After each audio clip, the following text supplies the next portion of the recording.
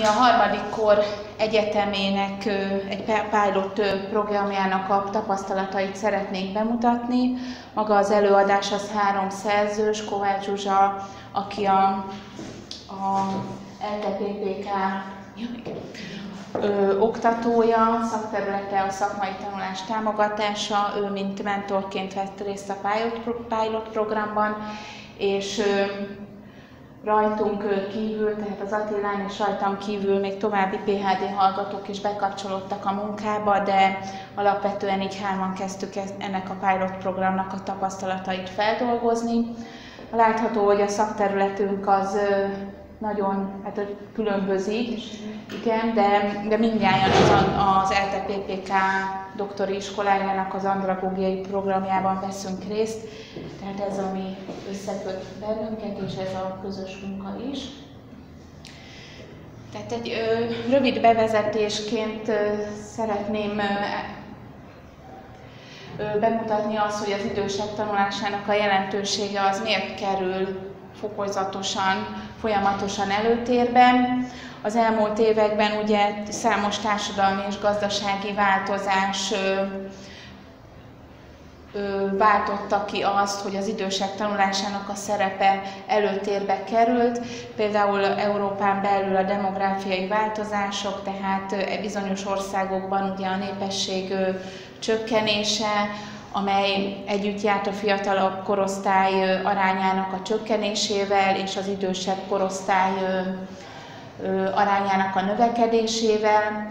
Ugye talán nem kell magyaráznom, de ugye az egész életen át tartó tanulás paradigmája az a 2000-es évektől Európán belül egyre középpontba kerül, ami ugye együtt járt a tanulás időben és térben való kiteljesedéséhez, kiszélesedéséhez, valamint fontos változás az, hogy magának a felsőoktatásnak a szerepe és funkciói is megváltoztak az elmúlt években, tehát egyre több egyetem ugye a harmadik misszió keretében kinyitja a kapuit és próbálja a saját funkcióit bővíteni, és ebben nagyon jól illeszkedik például az idősek tanulásának tanításának a funkciója.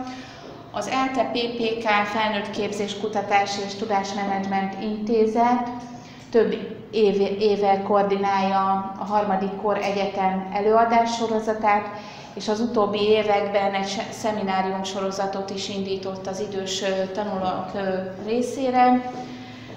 Ez a szeminárium sorozat a tavalyi évben a pilot program végével lezárult, most nem indította az intézet szemináriumot az idősek részére, de az előadás sorozatát ugyanúgy folytatta.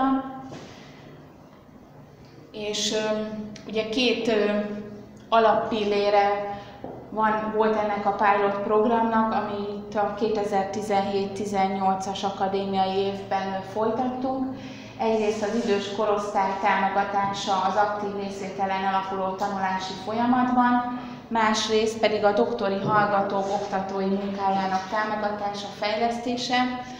Ugye a doktoranduszoknak kötelező oktatási gyakorlata van, ez egyébként Európában nagyon kevés doktori képzésben van jelen, de itt Magyarországon jelen van, tehát ennek a gyakorlatnak a megszerzését is támogatta ez a program.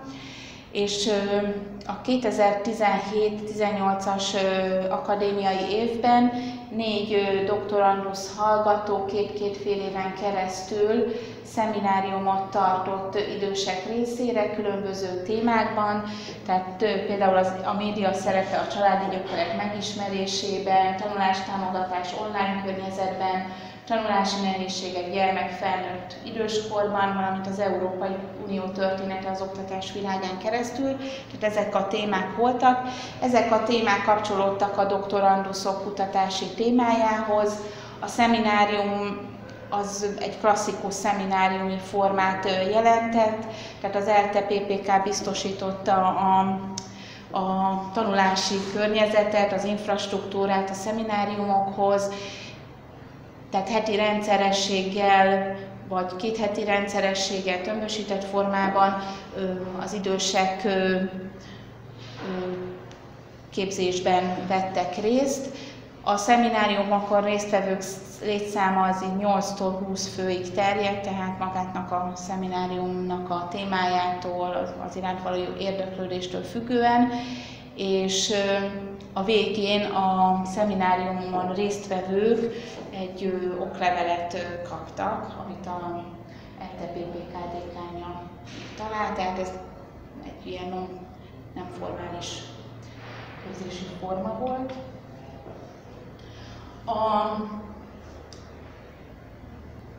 Magának a pilot programnak a tapasztalatait azt egy akciókutatás alapján fogjuk majd bemutatni. Tehát a szemeszterek során a résztvevő doktoranduszok folyamatosan értékelték a tanítási munkát, amely egyrészt irányult az elvégzett oktatói munkán való reflexión, tehát egymás munkájára reflektáltunk, valamint a mentor reflektált a mi munkánkra, de tartalmazott egy önreflexiót is, amit meghatározott kérdések mentén végeztünk el.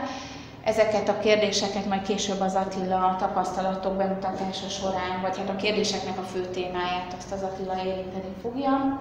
És magának az önreflexiónak a keretét a Vlodkovszky motivációs elmélete adta, ami elmélet nem csak az önreflexiót, tehát a reflexiós munkát segítette, hanem segítette a szemináriumok megtervezését, megvalósítást, tehát az oktatói munkára való felkészülést, vagy az oktatói munkát is.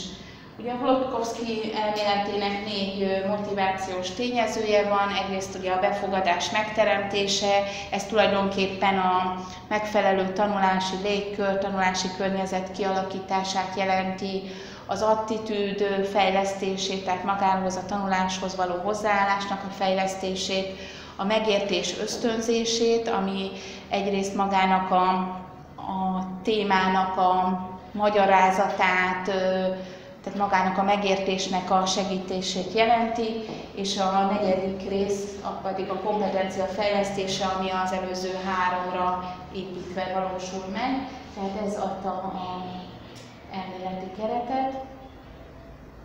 És a következő részben pedig az Attila a szemináriumokon szerzett tapasztalatokat fogja bemutatni. A harmadikkor egyetemének a szemináriumaiban való részvétel az mindjárt egy új élmény volt. Igaz, és Gina említette, hogy mindnyájan különböző felkészültséggel, különböző háttérrel érkeztünk ebbe az oktatási helyzetbe, de a céljaink, a motivációink közösek voltak, és nagyon hasonló kihívásokkal is kellett mindnyájunknak szembe állniuk. Gyakorlatilag mindnyáján motiváltak voltunk abban, hogy a mi tevékenységünkkel végül is a lifelong learningnek, az élethosszig tartó tanulásnak a kiszélesedését segítsük, hogy egyáltalán olyan korosztályokat is bevonjunk a tanulásba, amely korosztályoknak a tanulásban való részvétele nem megszokott. Azzal, hogy bevontuk az idősebbeket a tanulásba, ezzel nem csak egy ilyen horizont szélesítést valósítottunk meg a tanulás palettáján, hanem végül is a generációk közti tanulást. Ezt mi a gyakorlatban valósítottuk meg. Igaz, hogy itt mintha megfordult volna az irány. Mert ugye az intergenerációs tanulásnak az egyik alap gondolata az, hogy az idősek átadják a tapasztalataikat a fiataloknak. Mi nálunk ez megfordult, mi a saját felkészültségünk alapján, és persze az érdeklődők érdeklődési területei alapján dolgoztunk ki tematikákat, és ezt egy ilyen megfordított formában prezentáltuk. Nagyon fontos fogalom lenne itt a szakmai professzionalizáció. Most erről egy definíció így hangzik, hogy mivel a szakmai professzionalizációra nincs képzés, ezért a tevékenységünkben a szakmai professzionalizáció a tanulásról, továbbá a felsőoktatásban végzett tanításról való tudományosan megalapozott szakmai tudás kialakításában nyilvánul meg. Most ennek a lefordítása a mi értelmezésünkben annyi, hogy noha nincsen erre elméleti és gyakorlati képzésünk, olyan impulzusokat kapunk egy ilyen szemináriumon keresztül, hogy már az első szakaszaiban is tudunk annyit hozzátenni az előző tudásunkhoz, hogy aztán eredményesen végezzük el ezeket az egyébként az zárás után elemzett szemináriumokat. Nálunk a szakmai professzionalizáció mellett a tapasztalatszerzéshez még az úgynevezett peer mentoráció is hozzátartozik, de ez gyakorlatilag annyit jelent, hogy szűkebb körben, persze az egyetem által kinevezett mentorunk vezetésével, de egymást koordináljuk. Rendszeresen találkozunk, megbeszéljük a problémáinkat, felvisszük közös felületre, és elemezzük azt, amit hibának találunk, hiányosságnak találunk, és hozzáteszünk mindig annyit, hogy az elégedettséghez vezessen. Ahhoz, hogy a Gina által már megfogalmazott céljainkat elérjük, hát egy állandó fejlődés, egy önfejlesztési folyamaton kellett mindannyiunknak végigmenni, mely folyamatot több tényező is támogatta. Elsősorban támogatta az, hogy a szemináriumokon résztvevők nagyon nyitottak voltak. Tehát amit az idősektől egyelőre nem tudtuk az elején, mit várjunk el, az bizonyosodott be, hogy nagyon nyitottak, sokat kérdeznek, sok javaslatuk van, és hát ne felejtsük el, ezek az idős embereknek van valamilyen professziója. Tehát ők úgy hozták magukkal a tudásukat, hogy azt szívesen meg is osztják bárkivel, egymással, illetve jelen esetben az oktatójukkal. Nagyon sokat tudtunk profitálni abból, hogy a szemináriumok résztvevőinek a résztvevőivel való diskurzusokat, előre be nem tervezett diskurzusokat tudtunk végig vinni az órák keretein belül. És nem csak az órák keretein belül, mert kiépítettünk olyan online lehetőségeket, közös honlap, a Drive alkalmazás, amit az elején beszéltünk is róla, és nem utolsó sorban egy csoport e-mailt, ami segítette az egész folyamatot abban, nem csak abban, hogy az oktató és a hallgatók, ebben az esetben résztvevők között legyen kommunikáció, hanem hogy a résztvevők és résztvevők között is legyen szintén egy ilyen, ha szabad ismételnem, a peer mentoráció. Tehát mindenkit lát, minden üzenet mindenkinél megjelent. Természetesen a hetente, 2 hetente folytatott, ami az egyetem részéről kinevezett mentorral való konzultációk is nagyon sokat segítettek, vittük a problémáinkat, és a mentorunk folyamatosan értékelte azt, vele is a mai napig, hát a mai jelen prezentációra való felkészülésben is megkaptuk a segítségét. Zsuzsa, ő a harmadik szerzőnk, aki most nincs itt a helyszínen. Úgy kellett megvalósítanunk a szemináriumokat, hogy össze kellett hangolnunk az igényeket. Most az igények 3 oldalról jelentkeztek a résztvevők oldaláról, jelentkeztek az oktatók oldaláról, és jelentkezett természetesen az intézmény oldaláról, hogy milyen célokat szeretne az intézmény elérni. A résztvevők célja, hogy választott témában többet tudjanak meg.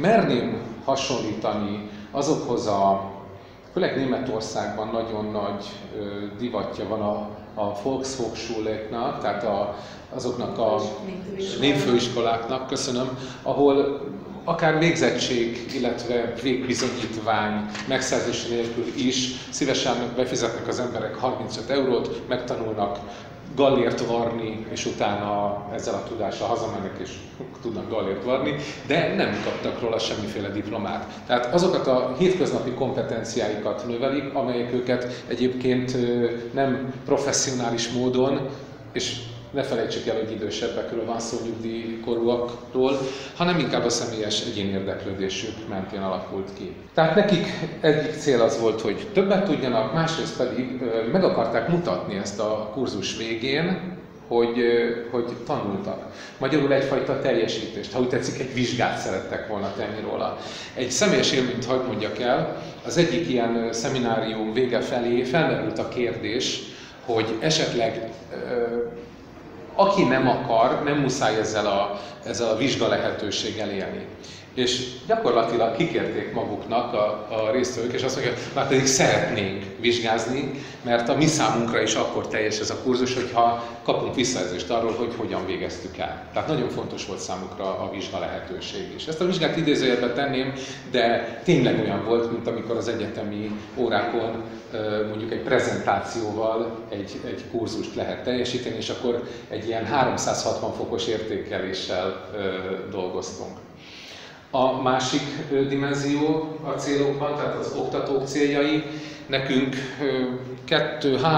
egy ilyen 3-as célunk is megfogalmazódott. Egyrészt ugye szerettük volna ezt a tudástranszfert megvalósítani, mi fölkészültünk egy tematikával, és az érdeklődésnek megfelelően kidolgoztuk ezt, és igyekeztünk az utolsó betűig végigvinni ezt. Ez volt az egyik. A másik az, hogy ugye teljesítenünk kellett, ugye Gina említette, hogy nálunk a oktatási kreditek sem elengedhetők, magyarul ezért is dolgoztunk, és hát nem utolsó sorban nagyon fontos számunkra, hogy amit személyen figyelmevételen 8 éve figyelem egyfolytában, hogy az oktatók hogyan dolgoznak a hallgatókkal, hogy ezt a professzionalizációt beépíteni a saját, vagy ezt a tapasztalatot a saját professzionalizációnkban, hogy egyfajta oktatóvá válási igény is van az emberben. Hát a harmadik cél ugye az intézmény célja, ő neki egy viszonylag passzív módon elérhető célja kerekedett ebben a helyzetben, biztosította a helyszínt, biztosította a felszerelést, és ennek megfelelően, hogyha kaptunk egy teremkulcsot működő számítógépekkel, akkor minden már rajtunk múlott. Egy nagyon rövid, reflektív értékelést kértünk a mi tanulóinktól. Ezt úgy valósítottuk meg, hogy készítettünk egy online kérdőívet, és megkértük, hogy néhány kérdésre adjanak választ. Ezek a kérdések részint szubjektív, részint objektív megfontolásból lettek megválaszolva. Én úgy gondolom, hogy szembetűnik, hogy ezen a szeminárium sorozaton nem volt olyan, aki mondjuk azt érezte volna, hogy nem érezte volna jól magát. Tehát, hogy ez a légkör, ami kialakult, az már egy baráti, családi légkörré tudott előlépni. A céljaik elérésében feltűnő volt, hogy azért a résztvevők felénél többen elérték a céljaikat, mégis vannak hiányosságok. Az ember önkritikusan elgondolkodik, hogy ez most oktatói hiba, valamilyen felkészülési probléma-e.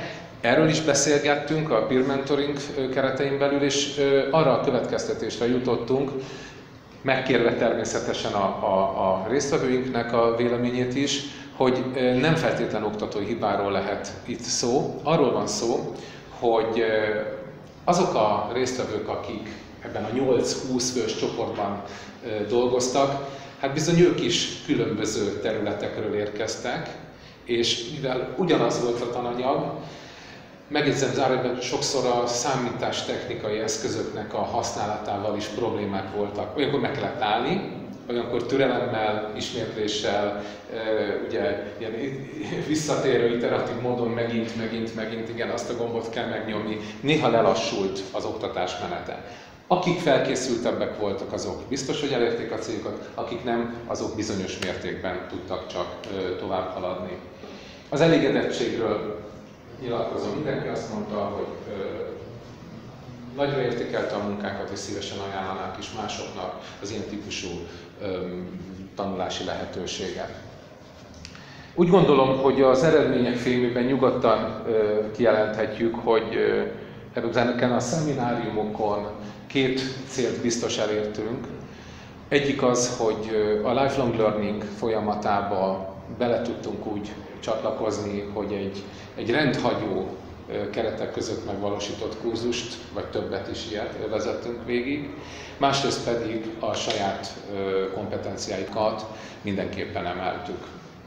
Örülök, hogy bemutathattuk ezt a folyamatot. Nagyon remélem, hogy az időseknek lesz még további lehetőségei hasonló kurzusokban részt venni. Nagyon szépen köszönjük a figyelmüket!